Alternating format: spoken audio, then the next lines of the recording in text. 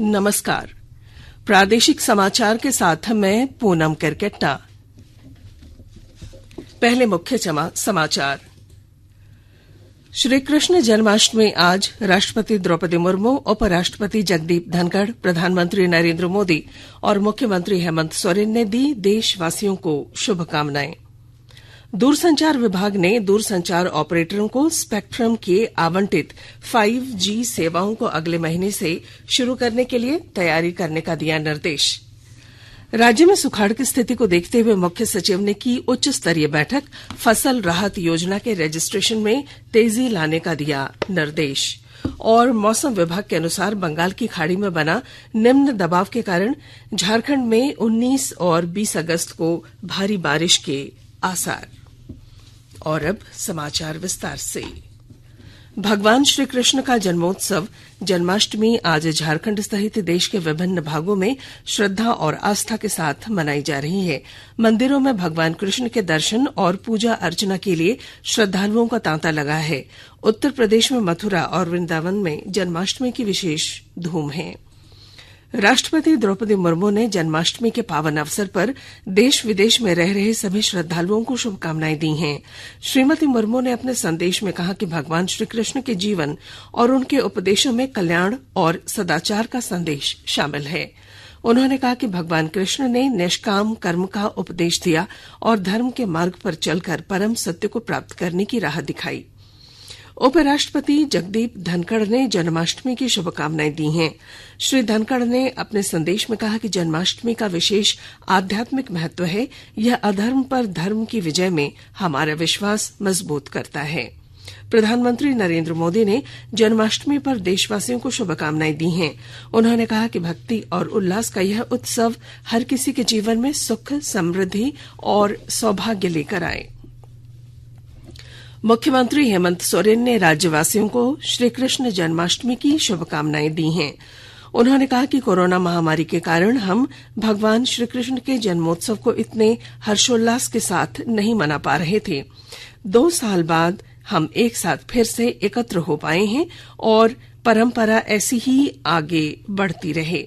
मुख्यमंत्री कल श्रीकृष्ण जन्माष्टमी आयोजन समिति द्वारा आयोजित श्रीकृष्ण जन्मोत्सव एवं दही हांडी प्रतियोगिता पर लोगों को संबोधित कर रहे थे। आकाशवाणी अनूठी पहल के साथ स्वतंत्रता के 75 वर्ष का उत्सव मना रहा है। इसका शीर्षक है आजाद भारत की बात आकाशवाणी के साथ।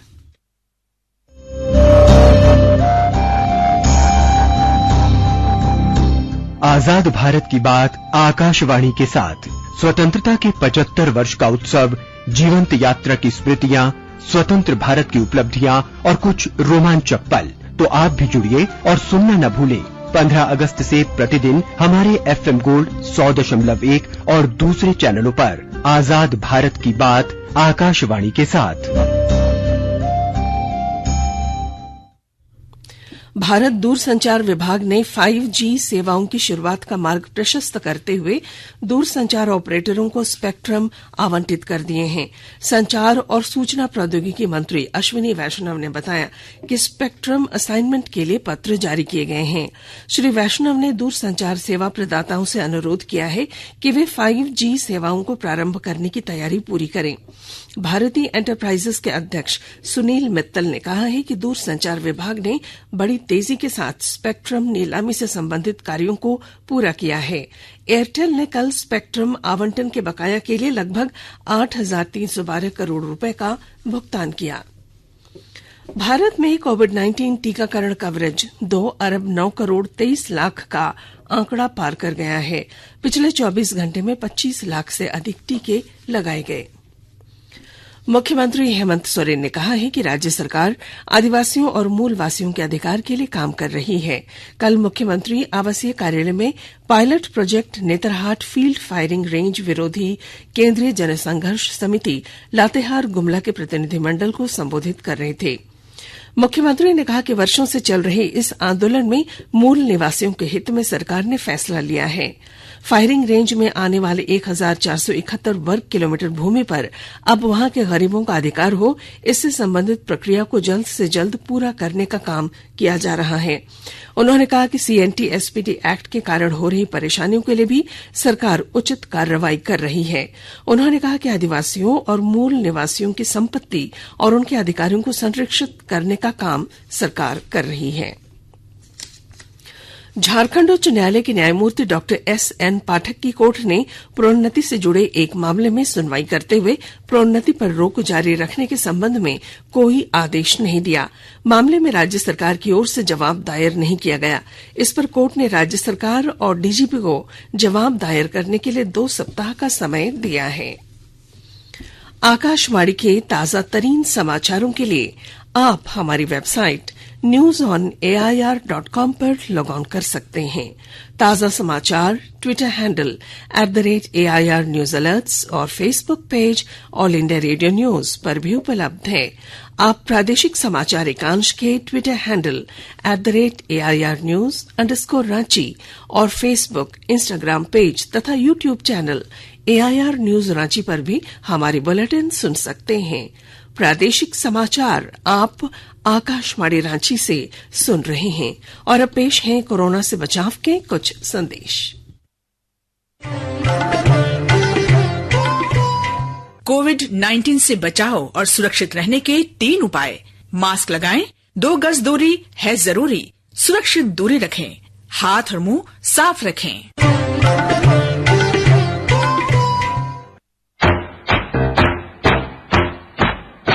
चलो मिलकर एक शुरुआत करें, चलो एक फैसला आज करें।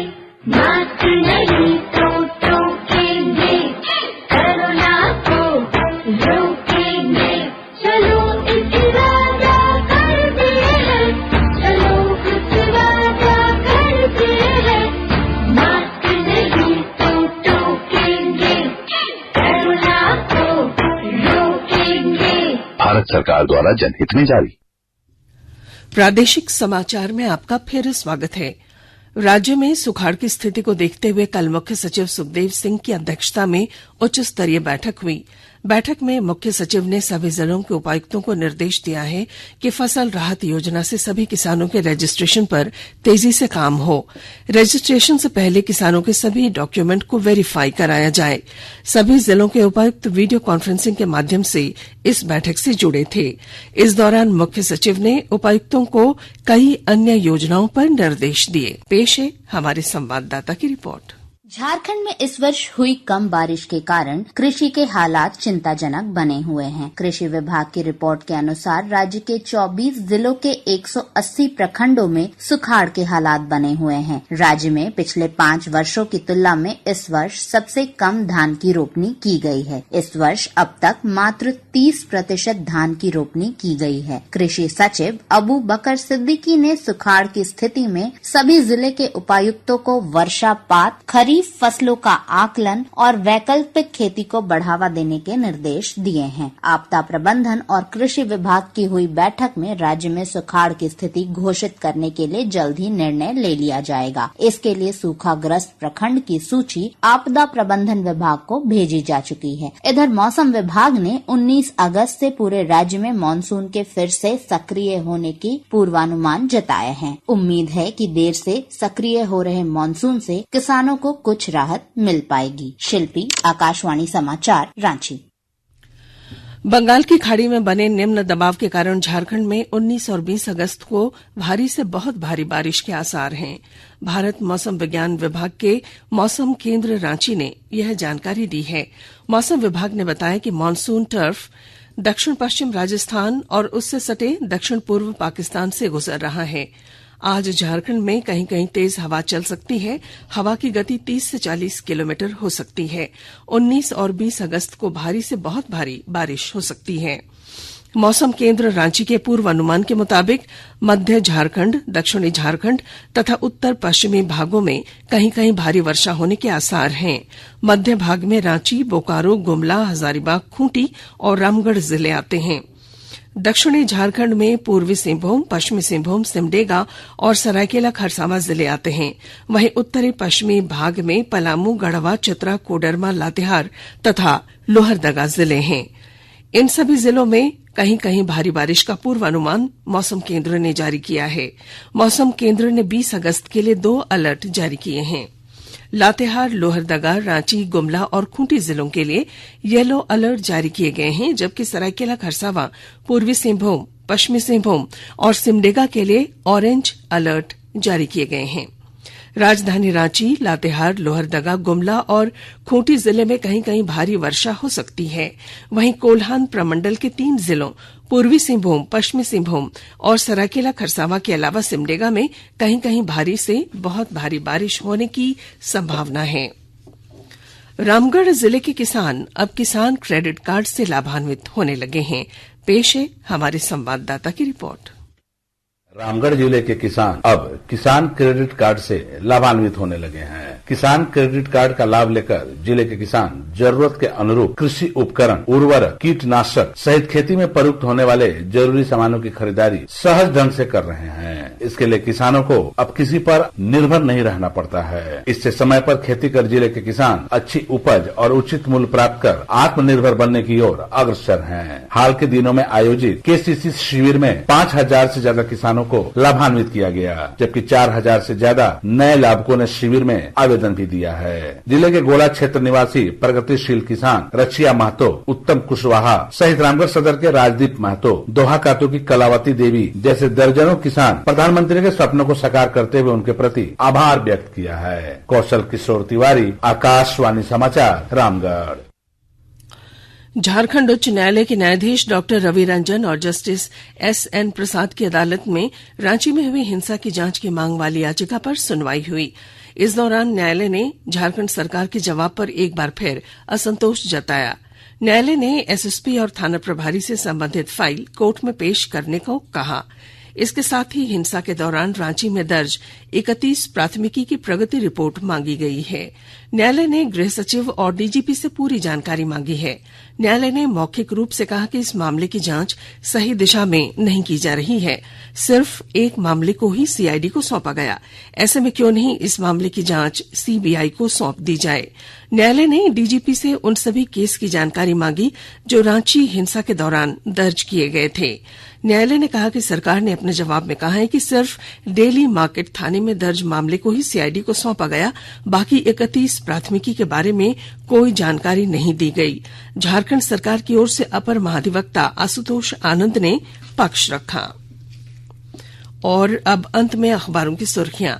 राज्य से प्रकाशित होने वाले लगभग सभी अखबारों ने चुनाव आयोग द्वारा मुख्यमंत्री हेमंत सोरेन के खनन लीज मामले में सुनवाई पूरी होने की खबर को प्रमुखता के साथ प्रकाशित किया है। प्रभात खबर ने लिखा है, निर्वाचन आयोग में सीएम के मामले की सुनवाई पूरी, फैसला कभी भी। दैनिक भास्कर ने हाईकोर्ट में प्रमोशन में आरक्षण पर लगाए रोक को हटाए जाने की खबर को प्रमुखता से प्रकाशित किया है। हिन्दुस्तान लिखता है, राज्य के 180 प्रखंडों में भीषण सुखाड़ के हालात। दैनिक जागरण की सुर्खी है, विधायकों को रांची में रहने का निर्देश, स्पीकर पर कनारा दौरा टला। रांची एक्सप्रेस ने ईडी ने अधिवक्ता राजीव कुमार को 8 दिनों के रिमांड पर लिए जाने की खबर को प्रमुखता से प्रकाशित की है। अंग्रेजी अखबार द टाइम्स ऑफ इंडिया और हिन्दुस्तान टाइम्स ने कानून मंत्री कार्तिकेय कुमार के ऊपर लगे आरोपों पर बिहार के मुख्यमंत्री नीतीश कुमार के बयान को प्रमुखता दी। और अब अंत में मुख्य समाचार। श्रीकृष्ण जन्माष्टमी आज राष्ट्रपति द्रौपदी मुर्मू, उपराष्ट्रपति जगदीप धनखड़, प्रधानमंत्री नरेंद्र मोदी और मुख्यमंत्री हेमंत सोरेन ने दी देशवासियों को शुभकामनाएं। दूरसंचार विभाग ने दूरसंचार ऑपरेटरों को स्पेक्ट्रम के आवंटित 5G सेवाओं को अगले महीने से शुरू करने के लिए तैयारी करने का दिया निर्देश। राज्य में सुखाड़ की स्थिति को देखते हुए मुख्य सचिव ने की उच्च स्तरीय बैठक। फसल राहत योजना के रजिस्ट्रेशन में तेजी लाने का दिया निर्देश। और मौसम विभाग के अनुसार बंगाल की खाड़ी में बना निम्न दबाव के कारण झारखंड में 19 और 20 अगस्त को भारी बारिश के आसार। और इसके साथ ही आकाशवाणी रांची से प्रादेशिक समाचार का ये बुलेटिन समाप्त हुआ। नमस्कार।